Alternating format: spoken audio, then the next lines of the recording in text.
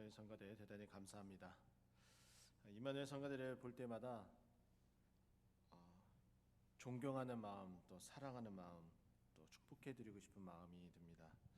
너무 수고가 많으시고요. 이따 저녁에도 부탁드리겠습니다. 저하고 자주 만나는 것 같아요. 또다시 오늘 서울 경기 지역은 사회적 거리를 두는 2단계로 격상하게 되었습니다. 코로나19 바이러스의 확진자가 많아지게 되면서 내려진 결단입니다. 그러나 우리는 전혀 걱정할 필요가 없습니다. 왜냐하면 우리가 시행하고 있는, 예배드리며 시행하고 있는 출입 시 우리가 발열을 체크하고 또 소독을 하고 그리고 마스크를 착용하고 그리고 거리를 두고 착석해서 예배를 드리고 있는 이 모습 그대로 행하게 되면은 전혀 문제될 것이 없기 때문입니다. 지금껏 잘 따라 주셨던 것처럼 계속해서 이 교회에서 지침하는 이 지침대로 그대로 따르시면은 우리가 예배드리며 또 코로나19에 또 감염되지 않는 그 상황으로 계속해서 하나님 앞에 나올 수 있는 그런 환경과 여건이 될 겁니다. 우리가 그렇게 잘 이행해 주면 바로 그것으로 말미암아 하나님의 영광 돌리는 일이고 그리고 그것으로 우리에게는 또 예배드리는 또 기쁨이 차고 넘쳐지리라 믿습니다. 7.8기라는 말이 있습니다. 이 말은 7번 넘어져도 8번 일어나라 라는 뜻인데 이것을 의역을 하게 되면은 많은 실패에도 굽히지 않고 분투함이라는 뜻을 가지고 있습니다. 우리네 인생이 지금 딱 이와 같은 상황이 아닐까 저는 생각을 해봅니다. 아무리 주위를 둘러봐도 우리가 열심히 싸워 나가도 우리를 지치게 만들고 쓰러지게 만듭니다. 하지만은 다시 일어나야겠죠. 왜냐하면 이것이 끝이 아니기 때문에 다시 일어나서 다시 정상을 향해서 힘껏 내디뎌야 된다라고 저는 생각이 되어집니다. 저는 그래서 오늘 움츠리지 말고 일어나라 라는 제목으로 말씀을 함께 나누고자 합니다. 오늘 본문에 나오는 언약궤에 대한 이야기는 사무엘상 4장에서부터 언급이 되어집니다. 바로 앞장인데요. 바로 이 앞장의 그 내용을 잠깐 소개하자면 이렇습니다. 이스라엘과 블레셋이 싸움을 하게 됩니다. 이 싸움은 서로가 진을 치고 서로 싸우게 되는데 이스라엘은 에베네셀이라는 곳에 진을 치고 블레셋은 아벡이라는 곳에 진을 치게 됩니다. 에베네셀은 이미 우리가 잘 알고 있는 것처럼 그 이름의 뜻이 하나님께서 여기까지 우리를 도우셨다라고 명칭한 그 돌을 세운 바로 기념비적인 곳입니다. 바로 그것을 통해서 다시 진을 쳤다는 것은 또 한 가지 의미를 가지고 있는데 하나님 여기까지 우리를 도우셨던 것처럼 블레셋과의 이번의 싸움에서도 하나님 우리를 도와주사 우리를 승리케 하여 주시옵소서 이런 마음으로 함께 그렇게 에베네셀에 진을 치고 싸움을 돋두는 가운데 있었습니다. 첫 번째 싸움이 일어나게 되었는데 바로 이스라엘과 블레셋의 그 첫 번째 싸움에서 이스라엘은 4,000명이나 전사하는 패배를 안게 됩니다. 통탄할 일이죠. 하나님께서 분명히 도와주셔서 승리할 것만 같았는데 4,000명이나 전사하는 패배를 안게 되다니 이 일을 어떡하나 도저히 안 되겠다. 그리고 머리를 맞대고 이스라엘 장로들이 결단을 내리게 됩니다. 그 결단은 다른 어떤 것이 아니라 하나님의 언약궤, 여호와의 언약궤를 가지고 와서 싸움에서 승리를 이루자라는 뜻이었습니다. 바로 그렇게 해서 여호와의 언약궤를 실로에서부터 가지고 오게 됩니다. 그 실로에서 여호와의 언약궤를 가지고 온 역할을 하는 사람은 당시에 엘리 제사장이었던 그 엘리 제사장의 두 아들 홈니와 비느하스를 통해서 당연히 제사장이 어깨에 메고 와야 되기 때문에 그 홈니와 비느하스가 어깨에 메고 이 언약궤를 에베네셀까지 가지고 오게 됩니다. 이 가지고 오게 됨과 동시에 이스라엘 백성들은 그 여호와의 언약궤로 말미암아 큰 함성이 일어나게 되고 이 전쟁은 반드시 승리할 수밖에 없다. 그 함성이 하늘을 찌를 듯하며 그리고 그들의 사기도 충천하여 온 땅과 하늘을 뒤흔들고 있었습니다. 당연히 이와 같은 내용들이 고스란히 블레셋에 전달되어졌겠고, 블레셋 사람들은 이 함성이 무엇으로부터 오는지 확인하게 되며 바로 그것으로 말미암아 이들은 움츠러들 수밖에 없었습니다. 이 블레셋 사람들의 말을 인용하자면은 그들은 이렇게 표현을 합니다. 애굽의 신들을 친 그 여호와, 그 여호와의 그 신 여호와의 언약궤가 들어왔다. 이제 우리가 두려워 떨고 있구나라고 표현을 하고 있습니다. 이들은 분명히 블레셋은 여호와의 언약궤가 들어옴으로 말미암아 두려워 떨고 있는 상황이었습니다. 그래도 자신들이 믿는 그 신, 다곤 신이 자신들을 지켜주리라 믿고 다시금 용기를 내어서 용기를 북돋우고 싸움에 나가고자 그 항전에 대응을 하게 되는 모습을 보게 됩니다. 그래서 블레셋은 아벡에서 다시 진을 치고 이스라엘과 함께 결사항전으로 다가가게 되는데, 바로 그 두 번째 싸움에서는 어떤 일이 벌어지게 되느냐, 바로 이스라엘의 군대가 무려 3만 명이나 죽게 되는 대패를 당하게 됩니다. 반대로 블레셋은 그만큼 큰 승리를 얻게 되죠. 근데 여기서 그 승리가 그치는 것이 아니라 여호와의 언약궤를 가지고 나왔는데 그 여호와의 언약궤를 가지고 온 홈니와 비느하스를 칼로 죽이고 언약궤마저도 빼앗게 됩니다. 블레셋은 사기가 하늘을 찌를 듯한 상황에까지 이르게 되었습니다.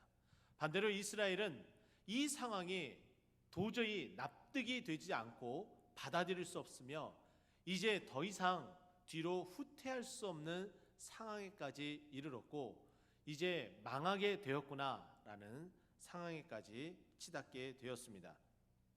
근데 이러한 상황을 두고서 이 소식이 이스라엘 실로에까지 전해지게 되는데, 이스라엘 실로에 이 이야기가 전해지자 바로 이 홈니와 비느하스의 아버지였던 대제사장인 엘리 제사장은 그 소식을 듣고 의자에 앉았다가 뒤로 넘어지며 목이 부러져 그만 죽게 됩니다. 그의 나이 98세였죠. 그 이야기를 들은 비느하스의 아내가 임신 중에였었는데 그 임신 중에 있었던 비느하스의 그 아내가 아기를 낳게 되는 상황에 이르릅니다. 아들을 낳으면서 이 비느하스의 아내가 큰 소리로 외치는데 이가봇이라라고 표현을 합니다. 이가봇이란 뜻은 무엇이냐면요, 이스라엘의 영광이 떠났다입니다. 더 이상 아무것도 없는 상황이 되어버렸습니다. 이 상황을 놓고 본다면은 바로 우리들의 상황과 비슷하지 않을까라는 생각이 되어집니다. 하나님 믿고 예배 잘 드렸는데 잘 되고 잘 풀릴 것만 같았었는데, 탄탄대로를 걸을 것만 같았었는데 일마다 꼬이고 풀리지 않는 우리네 상황. 뉴스를 들으면은 온통 교회를 핍박하는 이야기밖에 없는 듯합니다. 코로나19 바이러스의 상황이 안 좋게 되고 그리고 확진자가 더 많아지게 되는데, 하필이면 교회에서 확진자가 나왔다는 이유로 코로나 바이러스의 확진의 그 상황의 모든 책임의 전말을 교회에 떠넘기고 있는 상황. 그래서 우리가 이웃이나 사회, 직장 가운데 있을 때에 마치 교회에 다니는 것이 죄인인 것 마냥 고개를 숙일 수밖에 없는 이 상황들. 이뿐만이겠습니까? 우리가 온갖 정성을 다해서 키워온 자녀들, 그래서 잘 커서 입학도 하고 취업도 하고 결혼도 할 수 있고 또 자녀도 잘 낳고 잘 살 수 있을 것만 같았는데, 이혼한 자녀들의 아픔, 자녀를 낳지 못하는 슬픔, 그리고 결혼하지 못하는 애통함, 취업 못하고 취업 준비만 하고 있는 슬픔, 그리고 좋은 대학에 가지 못하는 쓸쓸함, 이 모든 것이 어찌 보면은 우리의 상황, 아픔과 고통, 움츠러들 수밖에 없는 바로 우리의 상황이 아닐까 생각이 되어집니다. 그런데 엎친 데 덮친 격으로 이것만은 아니길 바랬는데 찾아온 병마에 이르기까지 어느 것 하나 속 시원하게 하나님 감사합니다라고 외칠 수 없는 이 아픔과 고통, 자꾸 숨고 싶고 원망하고 싶은 이 상황, 벙어리 냉가슴을 앓기라 하듯 바로 이 일들, 마치 시편 42편 2절이 우리의 마음을 대변하는 듯합니다. 사람들이 종일 내게 하는 말이 내 하나님이 어디 있느뇨 하오니 내 눈물이 주야로 내 음식이 되었도다. 바로 우리의 모습이 아닐까요? 이러한 상황 가운데서도 전혀 움츠러들 필요가 없습니다. 왜냐하면 이것은 하나의 과정에 불과하고 이 과정을 지나야 하나님께서 예비한 승리와 축복이 우리에게 전해지기 때문입니다. 여기에서 포기하거나 여기에서 움츠러들거나 여기에서 외면하고 믿음에서 떠나버리거나 그렇게 된다면 우리에게 앞으로 다가올 그 환희와 기쁨 그리고 축복은 온데간데 내 것이 되지 않기 때문입니다. 저는 그래서 오늘 이 본문의 이 말씀을 통해서 움츠러들지 말고 일어나라, 우리 함께 어깨를 쫙 펴고 앞으로 다가올 그 기쁨의 소식만을 바라보면서 한 걸음 한 걸음 내딛길 소망합니다. 저는 첫 번째는 3절 말씀을 통해서 그 이야기를 하고 싶은데요, 패배가 아니라 과정이며 승리의 서막이기에 움츠리지 말고 일어나라 라고 말씀을 드리고 싶습니다. 언약궤가 빼앗긴 상황입니다. 블레셋 사람들이 그 언약궤를 빼앗아서 에베네셀에서 아스돗에까지 이르렀다 이야기를 합니다. 블레셋에는 큰 5개 도시가 있었습니다. 이 5개의 도시는 가사, 가드, 에스글론, 그리고 에그론, 그리고 마지막으로 아스돗이라는 곳입니다. 특별히 하나님의 이 언약궤를 빼앗아서 아스돗으로 온 이유 가운데 하나는 바로 그곳에는 다곤의 신전이 있었기 때문입니다. 이들이 빼앗았던 바로 하나님의 언약궤가 있었던 그 전쟁터 에베네스로부터 아스돗까지의 그 거리는 무려 56km나 달하는 굉장히 긴 거리였습니다. 그 긴 거리를 블레셋 사람들은 환호하며 기쁨의 소리를 바라며 이들은 그 기쁨을 만끽하며 돌아오는 길이었습니다. 반면에 이스라엘의 상황을 생각해 보면 전혀 웃음기가 하나도 없는 상황일 수밖에 없겠죠. 바로 그렇게 하나님의 언약궤를 아스돗으로 옮겨왔습니다. 2절 말씀 보면은 블레셋 사람들이 하나님의 궤를 가지고 다곤 신전에 들어가서 다곤 곁에 두었다라고 말씀하고 있습니다. 이 상황까지만 놓고 보면은 전혀 웃을 일도, 이게 무슨 과정이냐 말할 수 있을지도 모르지만 3절에 이르러서 반전이 일어나게 됩니다. 아스돗 사람들이 이튿날 일찍이 일어나 본즉 다곤이 여호와의 궤 앞에 엎드러져 그 얼굴이 땅에 닿은지라라고 소개를 하고 있습니다. 아무것도 하지 못했었던, 전쟁터에서 승리를 가져다 줄 것으로 믿고 가져왔었던 여호와의 언약궤, 그 하나님의 그 언약궤는 여전히 아무것도 할 수 없는 것처럼 보이는 상황이었습니다. 에베네스로부터 아스돗까지 옮겨오면서도 아무런 일도 벌어지지 않았습니다. 바로 아스돗에 와서 다곤 신전, 바로 그 다곤 옆에 있고 바로 그 하룻밤이 지난 그 하룻밤 사이에 무슨 일이 벌어지게 된 겁니다. 그 일은 무엇이냐면 우리가 말씀에서 읽은 것처럼 다곤이 바로 여호와의 궤 앞에 엎드려져 버린 겁니다. 가만히 있었던 그 다곤 신이, 그들이 만들었던 그 우상이, 자신들에게 승리를 가져다 주었던 블레셋의 그 신이 여호와의 궤 앞에 엎드려졌다는 것은 겉으로 보기에 이스라엘 백성들에게 승리한 것 같았지만 결국에는 자기 자신들이 패배한 거나 다름없는 상황으로 보여지는 이런 상황 가운데 놓여진 겁니다.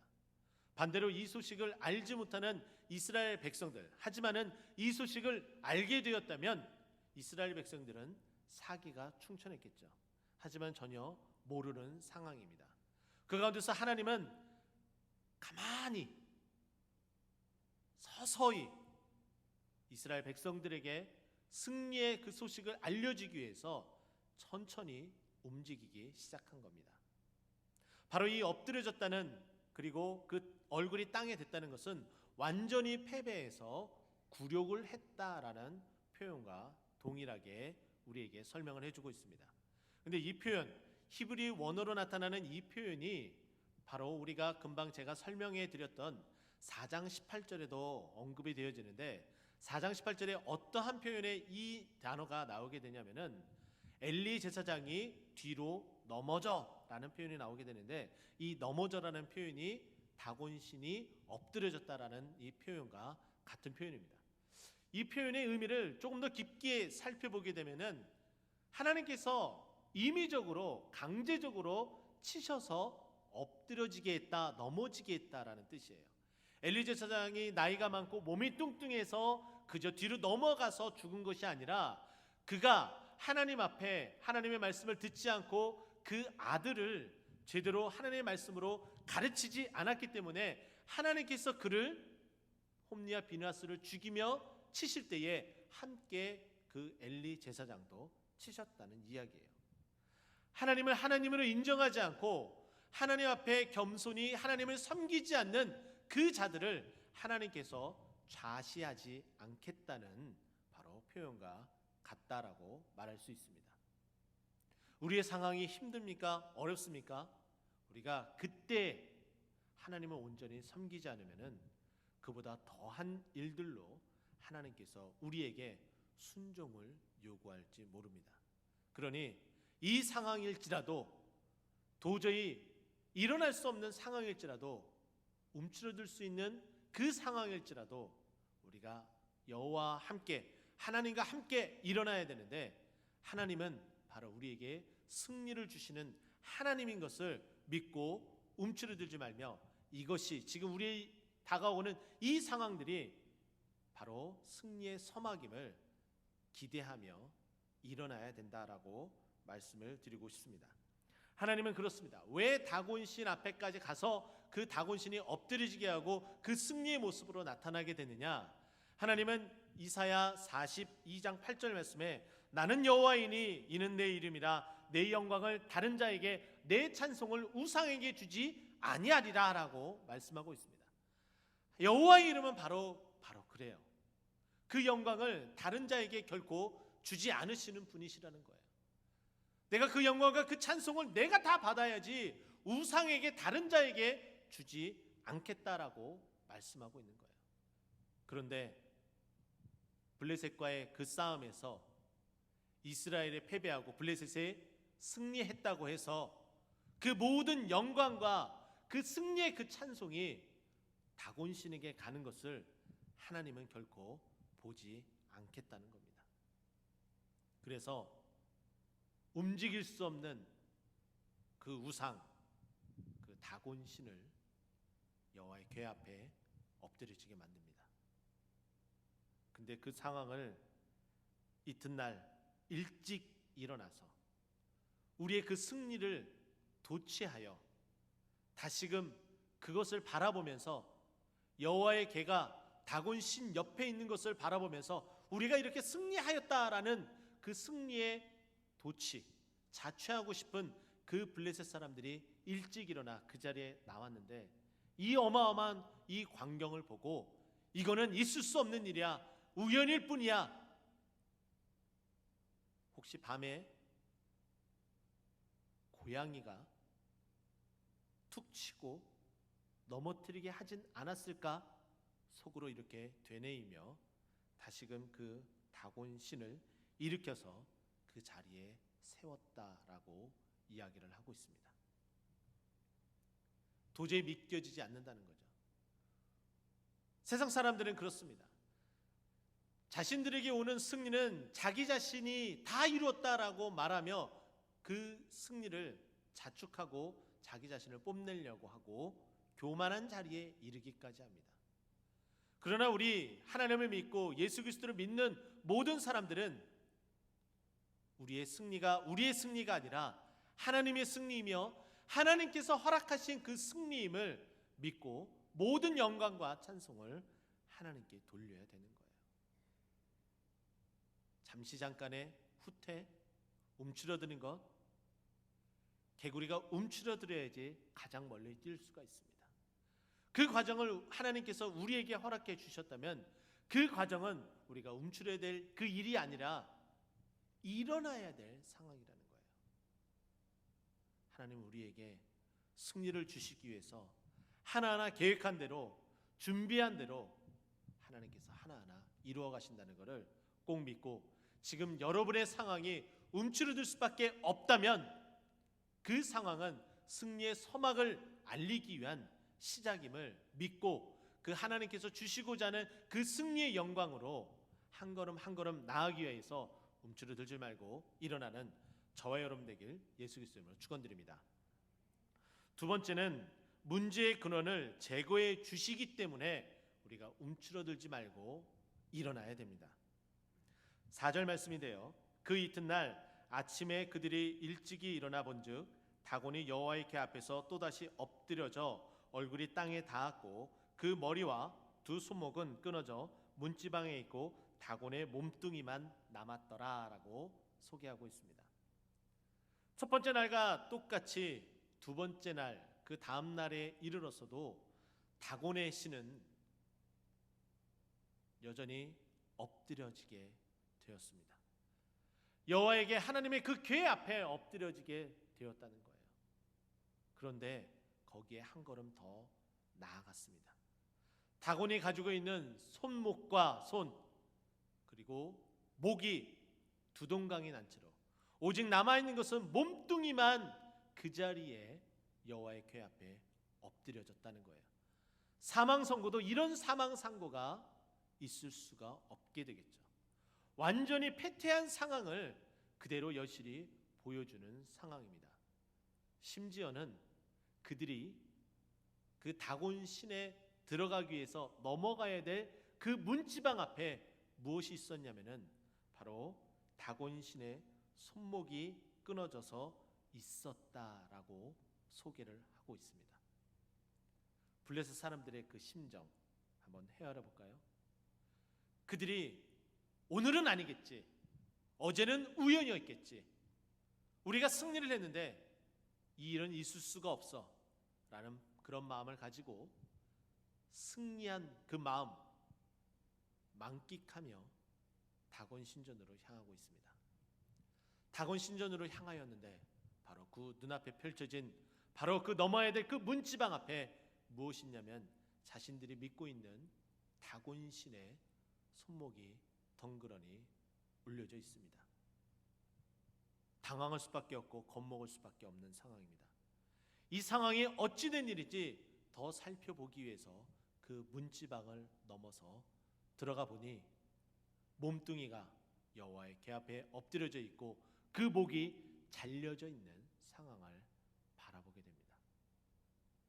우리를 힘들게 했고 어렵게 하였던 그 블레셋의 그 신, 그 블레셋을 완전히 사지를 절단내었다는 거예요. 그 문제를 하나하나 완전히 제거시켰다는 거죠. 우리의 상황에 그 문제들이 여러 문제가 있을 것 같아요. 그런데 그 여러 문제들을 하나씩 하나씩 제거하고 그리고 사라지게끔 하나님께서 만들어 주시겠다라고 이야기를 하고 있습니다. 지난주 일주일 동안 새벽 제단을 쌓으며 하나님 앞에 말씀을 전하는 시간을 가졌습니다. 수요일에 말씀을 준비하며 항상 제가 이 단위에서 여러분들을 많이 꾸짖는 질책하는 이야기를 많이 했는데, 바로 우리 교회가 하나님 앞에 얼마나 큰 기적들을 하나님께서 베풀고 있는지 함께 나누고 싶고, 그 기적이 바로 여러분들의 것입니다 라고 소개하고 싶은 마음에 함께 은혜를 나누게 되었습니다. 바로 기적의 사나이를 소개하는 시간이었는데요, 우리 교회에 실명을 거론하도록 하겠습니다. 김수택 집사님이라는 분이 계십니다. 70 중반이 되셨는데요, 왜 이분이 기적의 사나이시냐? 이분이 췌장암 말기 선고를 받으셨습니다. 췌장암 말기 선고를 받은 그때는 바로 2018년 11월 경이었습니다. 그런데 지금껏 살아계세요.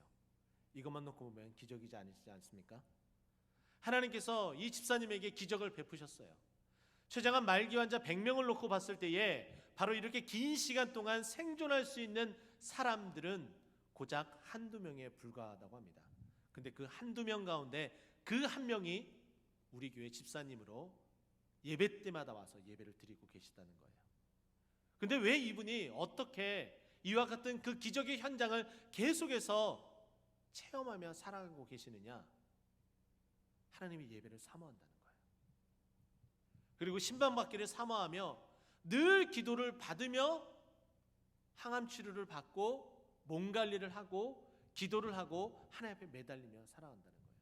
물론 모든 사람들이 하나님 앞에 매달린다고 해서 그와 같은 기적을 체험하지는 않습니다. 하나님께서 하나님의 그 각 사람의 때에 따라서 역사하기 때문에 각각 상황마다 다르겠죠. 그러나 그 집사님에게는 하나님께서 그와 같은 기적을 베푸심으로 말미암아 그 집사님의 그 신앙을 고추 세우고 뿐만 아니라 그 주위의 분들에게 그 기적을 체험하게 만들고 계시다는 거예요. 놀랍지 않습니까? 그 문제의 근원을 하나씩 제거해 주시고 있다는 거예요. 심지어는 치료 과정 가운데 작년 8월, 바로 1년 전이죠, 수술하기 위해서 수술대에 오르고 바로 의사가 메스를 잡고 수술하기 위해서 열었습니다. 그런데 도저히 수술할 수 있는 환경이 아니었어요. 그래서 도로 열었던 부분을 다시 닫았다라고 이야기했습니다.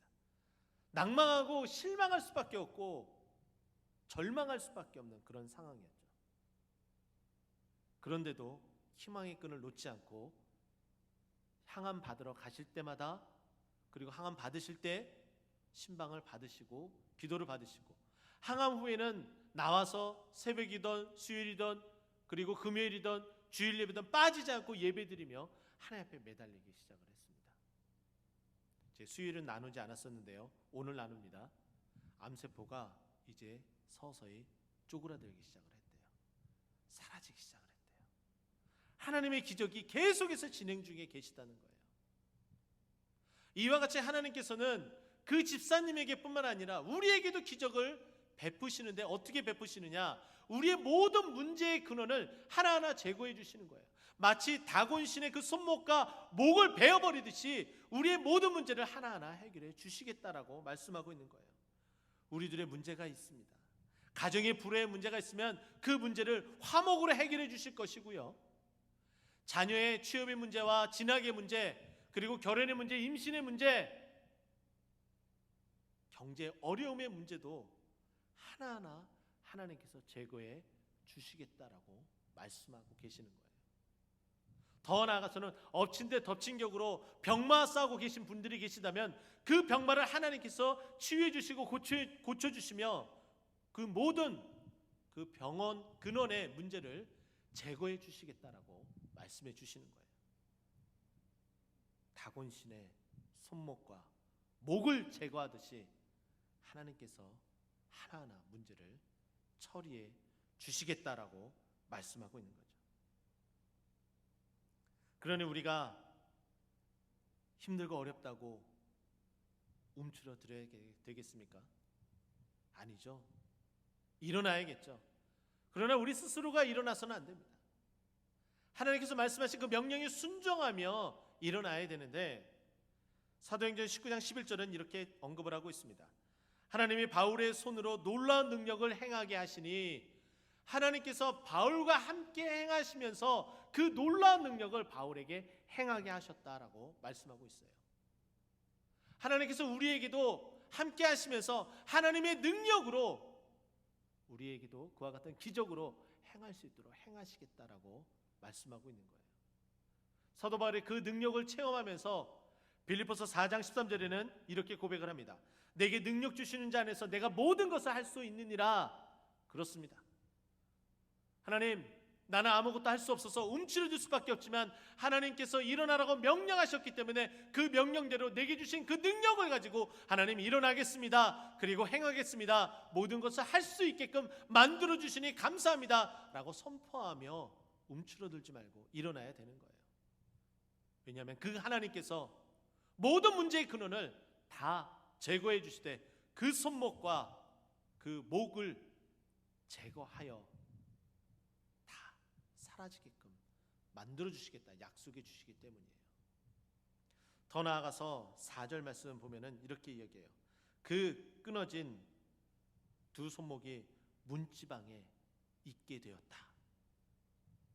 벗어날 수 없는 상황, 도저히 벗어날 수 없는 그 상황으로 만들어주겠다. 너희의 그 승리함이 도저히 일어나지 않는 상황이 아니라 일어날 수밖에 없는 상황으로 만들어주겠다라고 말씀하고 있는 거예요.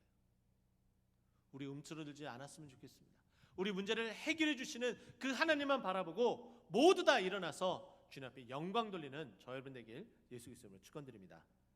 세 번째는 5절 말씀인데요. 다시는 패배가 기억되지 않을 것이니 움츠러들지 말고 일어나라 라고 말씀을 드리고 싶어요. 5절 말씀은 이렇습니다. 그러므로 다곤의 제사장들이나 다곤의 신전에 들어가는 자는 오늘까지 아스돗에 있는 다곤의 문지방을 밟지 아니했다. 지금 이 다곤의 신전 문지방에 무엇이 있었습니까? 다곤신의 그 잘려진 그 손목이 그 위에 있었다는 거예요. 그것을 치웠겠죠. 블레셋 제사장과 그리고 그 다곤신의 그 제사장과 블레셋 사람들이 그것을 치웠겠죠. 그리고 다시 원상복귀했겠죠. 그러나 그들 그 기억 속에는 여전히 다곤신은 여호와의 그 궤 앞에 쓰러지되 처절하게 그 목과 손목이 잘려지고 그 잘려진 그 손목이 이 문지방에 있었기 때문에 우리가 그것을 기억하고 이 문지방을 밟고 지나가서는 안 된다라고 여겨지며 오늘까지 바로 그리했다라고 소개를 하고 있는 거예요. 블레셋 사람들이 이것을 기억하고 있다는 거예요. 반대로 이 모습을 보면서 우리도 이와 같이 살았으면 좋겠습니다. 하나님이 늘 우리에게 승리를 주셨어요. 그 승리를 주셨던 일들이 한두 가지가 아니에요. 필요한 나를 하나님께서 나를 구원해 주시기 위해서 십자가에 못 박혀 돌아가셨다고 말씀해 주시며 그 첫사랑의 그 만남을 허락해 주셨습니다. 구원받지 못할 자를 그렇게 사랑해 주셨어요. 첫 번째는 그것을 기억해야 되는 거예요. 하나님이 나를 얼마나 사랑하여서 나를 구원하기 위해서 나를 위해서 십자가를 지셨는지 그것을 기억해야 되는 거예요. 믿음 생활하며 힘들고 어려운 일들도 있었지만은 그 가운데 그 모든 어려운 일들을 하나하나 이겨나갈 수 있도록 허락해 주신 그 하나님의 그 승리함이 있지 않았습니까? 결혼하지 못할 나에게 결혼할 수 있는 그 은혜를 주시고 자녀를 낳게 하시고 또 자녀를 낳길 소망함을 허락해 주시고 자녀가 자라고 이 자녀가 믿음 위에서 잘 자라게 하시며 원하는 대학에 입학하고 좋은 성적을 받고 하하하 웃으며 감사하며 지냈던 일들이 어디 한두 가지겠습니까? 내가 수술실에 들어가면 도저히 나오지 못할 상황, 그 두려움이 있었지만은 신방을 받고 기도를 받으며 많은 분들이 그 기도의 힘으로 수술이 잘 되었다고 해서 승리할 수 있었고 2차, 3차의 수술을 통해서도 결코 쓰러지지 않고 이 자리까지 앉아있다는 그거 하나만으로도 하나님 나에게 감사함이 됩니다 라고 고백하지 않았습니까? 그 수많은 승리와 그 수많은 그 감사함이 차고 넘치지 않습니까? 그래서 그것을 잊지 못해서 이 자리에 앉아있지 않습니까? 바로 그것이죠. 우리가 그렇게 승리하였다는 거예요. 우리가 그것을 기억해야 된다는 거예요.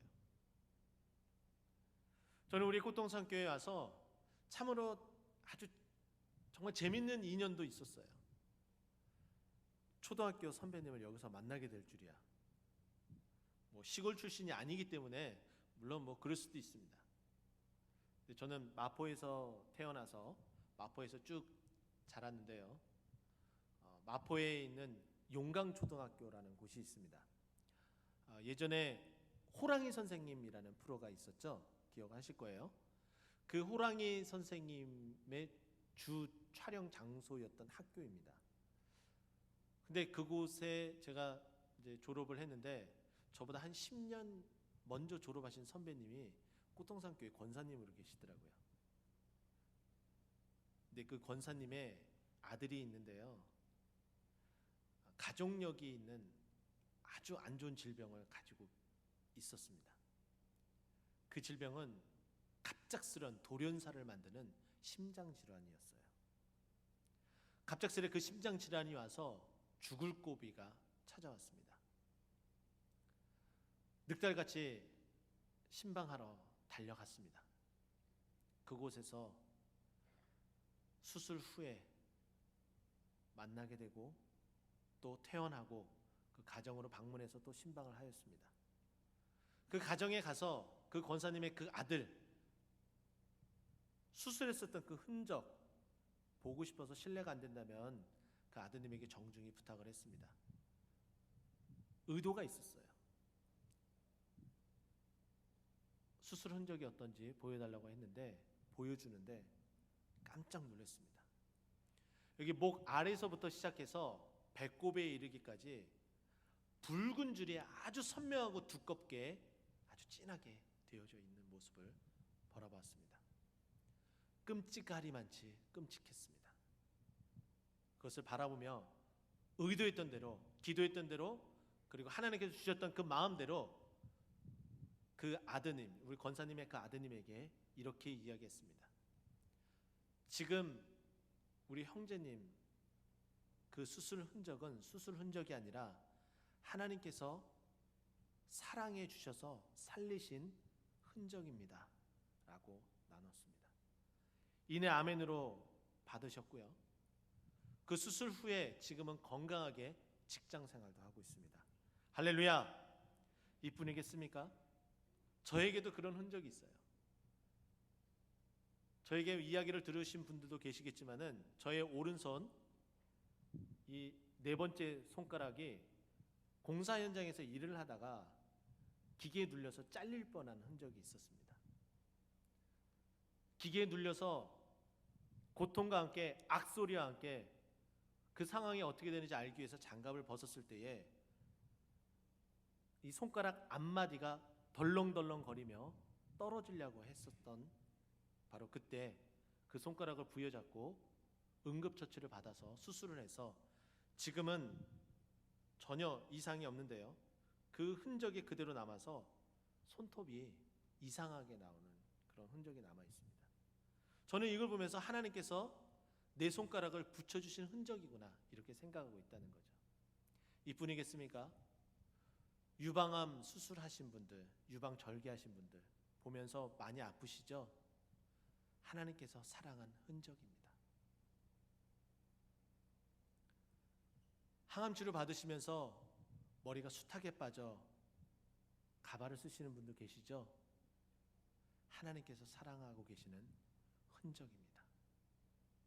기억하셔야 되는 거예요.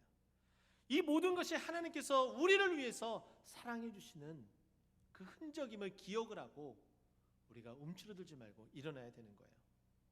갈라디아서 6장 17절은 이렇게 이야기합니다. 이후로는 누구든지 나를 괴롭게 하지 말라. 내가 내 몸에 예수의 흔적을 지니고 있느니라. 우리에게는 수없이 많은 크고 작던 간에 예수의 흔적을 가지고 있습니다. 구원의 흔적이고 그리고 축복의 흔적이며 감사의 흔적입니다. 블레셋 사람들이 다곤신이 쓰러졌던 그것을 기억하고 문지방을 밟지 않고 넘어갔던 바로 그들의 그 모습을 통해서 우리는 하나님께서 우리를 얼마나 사랑하시는지 우리의 마음 가운데, 생각 가운데, 육체 가운데 있는 그 모든 흔적을 통해서 나를 이렇게 사랑하시는구나, 나를 이렇게 축복하시는구나, 그 흔적을 꼭 기억하고 움츠러들지 말고 그 흔적을 가지며 일어나 주님 앞에 영광으로 그 삶을 살아가는 저와 여러분 되길 예수 그리스도로 축원드립니다. 말씀을 정리하고자 합니다. 우리가 움츠러들지 말고 일어나야 될 그 이유는 첫 번째는 지금의 그 상황에 승리의 서막이기 때문이며, 두 번째는 하나님께서 문제를 다 제거해 주시기 때문이고, 그리고 마지막 세 번째는 우리에게는 패배가 기억되지 않고 승리만 기억되는 예수의 흔적이 있기 때문임을 꼭 기억하고 일어나 승리의 발걸음을 힘차게 내딛는 저와 여러분 되길 예수 그리스도로 축원드립니다. 기도하겠습니다.